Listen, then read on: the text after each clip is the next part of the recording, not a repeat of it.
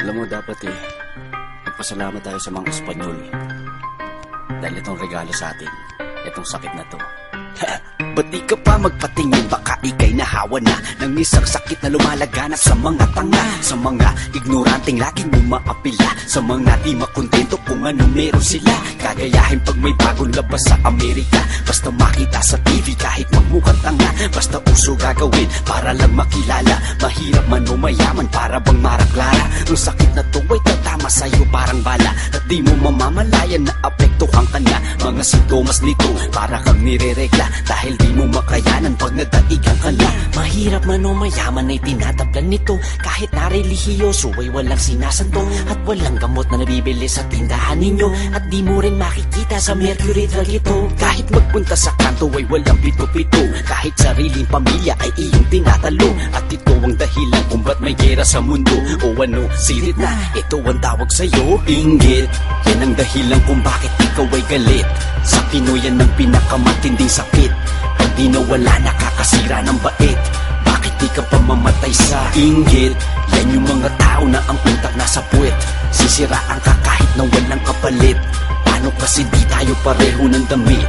Di mo kasi makuha ang aking kung may mga naapektuhan na sa paligid nyo, siguraduhin tumawa mag-hello, hi inggitero, tapos mag-aishitero sa mga inggitero. Dahil po sa sakit na to wala pong umaasenso, at mas malala pa to sa lahat ng sakit sa ating mundo. Buti pa yung sakit na AIDS, may lunas kahit paano, kasi kahit ang mayabang ay tinatablan nito. Mapa negro o puti, kahit mga chinito, kahit siguro ako at mga sinto-sinto, pati na mga bading kasama pati tipo, ay walang kawala sa lumalaganap na sakit na to. Epidemyang kumakalat na hindi humihinto. Kaya kung malinis ka pa, dapat magpabakuna, dapat dumiretso na sa malapit na klinika, magpaturok ng 10 pangontra sa mga tanga, at sa bangko lang meron nito, wala sa butika. Kaya kung ikaw ay mapera, gwapo o maganda, talentado at malupit at sikat na sa madla, mag-ingat ka sa mga umaaligid na tanga. Gagayahin ka at sisiraan ka ng mga inggit. Yan ang dahilan kung bakit ikaw ay galit. Sa Pinoy yan ang pinakamatinding sakit, pag di nawala nakakasira ng bait. Bakit di ka pa mamatay sa inggit? Yan yung mga tao na ang utak nasa puwet, sisiraan ka kahit na walang kapalit. Paano kasi di tayo pareho ng damit?